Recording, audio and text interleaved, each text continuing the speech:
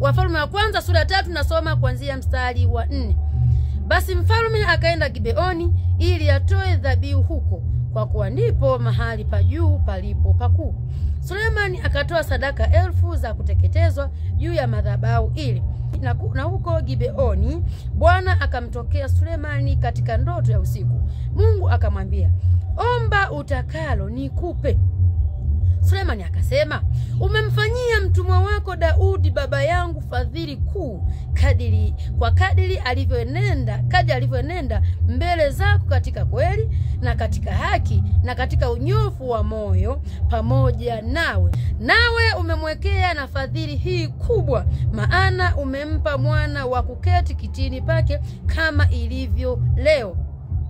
Mstari wa 7.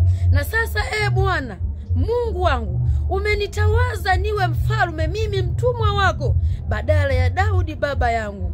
Mimi ni mtoto mdogo tu, sijui jinsi inipasavyo kutoka wala kuingia. Mimi ni mtoto mdogo, sijui jinsi inipasavyo kutoka wala kuingia. Mstari wa 8. Na mtumwa wako yu katikati ya watu wako uliowachagua, watu wengi wasioweza kuhesabiwa wala kufahamiwa idadi yao, kwa kuwa ni wengi. Mstari wa 9. Kwa hiyo nipe mimi mtumwa wako moyo wa adili, ni wahukumu watu wako na kupambanua mema na mabaya, maana nani awezaye kuwahukumu hawa watu wako walio wengi? Ni nani awezaye kuwahukumu hawa watu wako walio wengi? Mstari wa 10. Neno hili likawa jema machoni pa Bwana, ya kuwa Sulemani ameomba neno hili. Mungu akamwambia, kwa kuwa umeomba neno hili, wala ukujitakia maisha ya siku nyingi, wala ukutaka utajiri kwa nafsi yako, wala ukutaka roho za adui zako, bali umejitakia akili za kujua kuhukumu, basi tazama, nimefanya kama hivyo ulivyosema. Tazama, nimekupa moyo wa hekima na wa akili, hata kabla yako hapata kuwa na mtu kama wewe, wala baada yako hapata kuwa na mtu kama wewe. Kwa kuwa umeomba maombi hayo, umeomba ombi hilo kuu, basi kabla yako na baada yako hapata kuwa na mtu kama wewe. Hayo yalikuwa maombi ya mfalme, anaomba kwa Mungu. Ametoa sadaka ya kuteketezwa mahali ambapo ameona kabisa kwamba mahali hapa panafaa mimi kutoa sadaka yangu. Baada ya kutoa sadaka hiyo, Bwana akafurahishwa na ile sadaka, akamtokea katika usiku, akamwambia, ewe mfalme mwanangu nikupendaye, ninakupenda na nafurahishwa sana na wewe. Kwa sababu hiyo ninaomba useme lolote, omba lolote utakalo nami nitakupa. Mfalme hakuomba chochote, hakuomba utajiri wala kuomba kingine chochote. Aliomba, Mungu nipe hekima, nipe busara, nipe maarifa, nipe mwongozo, niongeeje mbele za watu wako. Naye Mungu akaona, wewe ni mfalme, ungeweza kuomba maadui zako wote wateketee.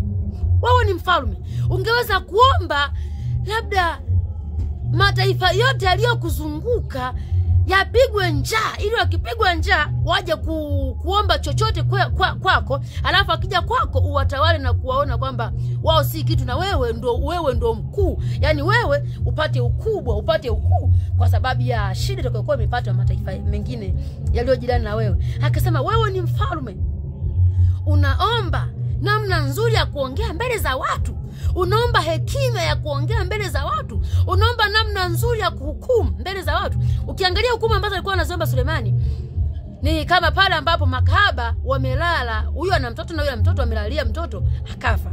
Ukija kuona kama maombi ambayo alikuwa anaomba Sulemani, alikuwa anatenda kazi katika maeneo kama hayo. Anaomba yule mtu anaona pale anasema, unajua mfalme tumelala, huyu amelalia mtoto wake akafa. Baada ya mtoto wake kufa, mimi nataka kunyang'anya mtoto wangu. Kama unavyojua mtu ambaye anajua amekosea anakuwa anaongea sana. Mimi sikusema, mimi nimwambia hivi, yani yeye unajua, yani mimi sijafanya, mnanisingizia hivi sijafanya. Ajitetea sana, maneno mengi. Basi mfalme akasema hivi, namna nzuri na nyepesi sana ya kuhukumu ni hivi: tumchukue huyu mtoto aliye hai, tumkate katikati, tumuue, ili kama nikosa mkose wote. Alafu kila mtu achukue kipande. Yule mwenye mtoto akaumia kwa moyo wa dhati, akasema, hapana mfalme, usimkate mwanangu, usimuue mwanangu mbele ya macho yangu. Ninakuomba, mimi ni mtu wako, niko chini yako. Najua wewe una amri, unaweza kaamua iwe hivyo, lakini mimi nakuomba tusimkate mtoto huyu. Basi mimi nikose na apate huyu kuliko mtoto auawe. Bora mtoto abaki hai kuliko sisi tushindwe kuelewana, mtoto auawe bila hatia. Mfalme kwa busara, hekima ambazo amepewa na Mungu, akajua mwenye mtoto hawezi kukubali mtoto auawe. Yule ambaye sio, akasema muue, tugawane vipande, tugawane.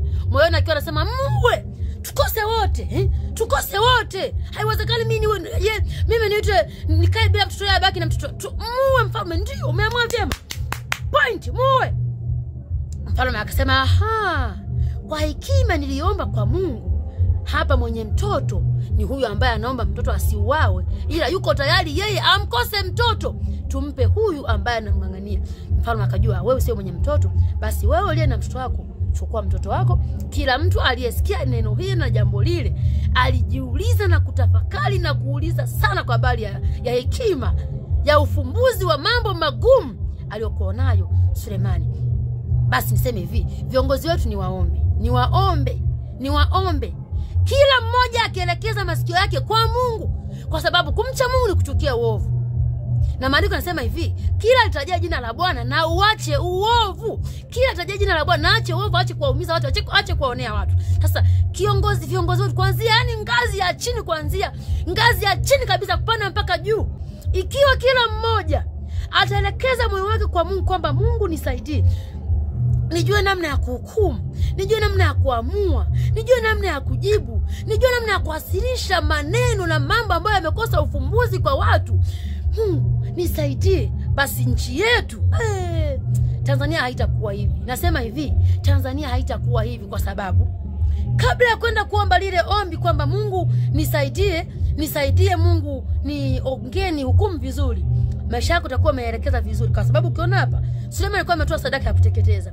Baada ya kutoa ile sadaka ikampendeza Mungu, na sadaka yoyote, hakuna sadaka inaweza kumpendeza Mungu kama mtu huyo njia zake hajanyenyekeza na kusitisha chini ya mkono wa Bwana. Yaani kama hajaacha uovu, hakuna sadaka yoyote ambayo anaweza kaitoa kwa Mungu ikapokelewa. Katika Hosea 6 nasema kwamba nendeni mkajifunze maana yake maneno haya, mimi Mungu nataka fadhila na wala sio rehema, nataka fadhila na wala sio sadaka. Mathayo 9:13 anasema hivi, nendeni mkajifunze maana yake maneno haya, mimi Mungu nataka rehema na wala sio sadaka. Na ukisoma kwenye Malaki anasema kwamba sadaka zenu atazipaka mavi ya sadaka zenu. Kwa hiyo kumbe unaweza kuwa unatoa sadaka, Mungu ile sadaka anakupaka inakuwa mavi. Unajua unatoa sadaka, unatoa kitu fulani ambacho unajua kama limetoa kwa Mungu. Yaani bora utoe kama msaada. Bora utoe kitu kama msaada, lakini useme umetoa sadaka. Ukitoa kitu kama sadaka, kama kitu hicho kitakuwa na namna kama ya hongo kwa Mungu, kwamba Mungu nimekupa sadaka hii, ninaomba ufanye kile. Mungu nakupa sadaka hii, naomba ufanye kile. Mungu nakupa sadaka hii, na wakati Mungu anasema kwamba mimi Mungu nataka rehema na wala sio sadaka. Kwa hiyo kumbe Mungu cha kwanza ambacho anakitaka ni moyo safi, moyo uliokunjuka na kwenda kwa namna ya unyofu mbele zake. Kwa hiyo kabla ya kutoa sadaka lazima yatakuwepo maisha ya unyofu, maisha masafi, maisha ya kutaka watu wetu tuishi kwa usawa. Basi ndipo hapo utaenda kutoa sadaka kwa Mungu, kama Mungu nakushukuru. Wakubwa wetu mkiomba maombi kama hayo, kama Mungu nisaidie namna gani ya kuongea mbele za watu hao walio wengi, ambao idadi yao siwezi kuijua, watu ambao siwezi kujua neno gani nitumie, nimfurahishe huyu, nimfurahishe nani. Mungu nisaidie kabla ya kuongea, kabla ya kuleta kero, kabla ya kuongea mambo ambayo yako sawa, kutoa taratibu fulani, kutoa mwongozo na maelekezo fulani, ikiwepo dua ya dhati kabisa ya ndani kwamba Mungu nisaidie. Pamoja na yote, maneno yangu yapakwe mafuta na wewe. Lakini kabla ya maneno kupakwa mafuta, lazima yawepo maisha mazuri, yawepo maisha ya kuwaziana mema, yawepo maisha ya kutokupenda kumwona mtu aliye chini yako anaumia. Hebu nitoe mfano hivi.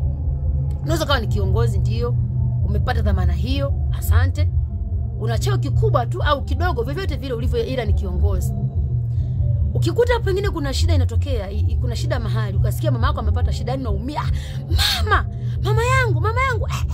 Sasa vile ambavyo unaumia kwamba mama yako amepata na shida fulani, ukisikia mwingine au ukimuona mwingine yupo kwenye shida hiyo, ujue na yeye ni mama wa mwingine. Na yule kuna mtu anaumia kwa kumuona mamake akiwa vile. Lakini sasa afanyeje? Hana mtu ambaye ni kiongozi, au yeye sio kiongozi. Basi anaendelea kuumia na kugumia.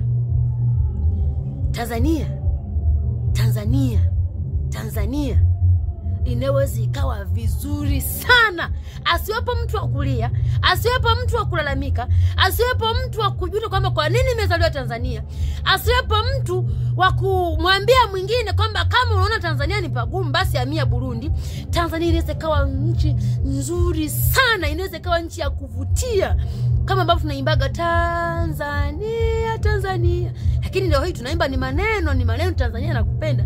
Ila kuna watu ambao wanaimba huku moyoni akiwa anaumia kwamba mbona mkuu fulani alisema kama Tanzania tunalalamika mambo mengi ambayo hayaendi sawa, kabali ya tozo, kabali ya makato, kabali ya makadirio ya biashara, kabali ya vitu vingi, bidhaa kupanda, nauli kupanda, mafuta kuwa juu, gharama za vitu kuwa juu. Kama tunalalamika tunaona labda pengine hatuwezi kumudu gharama hizo, kuna kiongozi tuambia tuhamie Burundi. Sasa hivi Tanzania, niseme hivi, Tanzania nchi ni nzuri sana, ila ikiwa kila mmoja atasimama kwenye nafasi yake, aliye kiongozi kusimama kwenye nafasi yake, jambo asilopenda kutendewa asimtendee mwingine. Usiingie kwenye maombi kama Mungu nionyeshe, nifunulie, nitendeje mbele za watu hawa.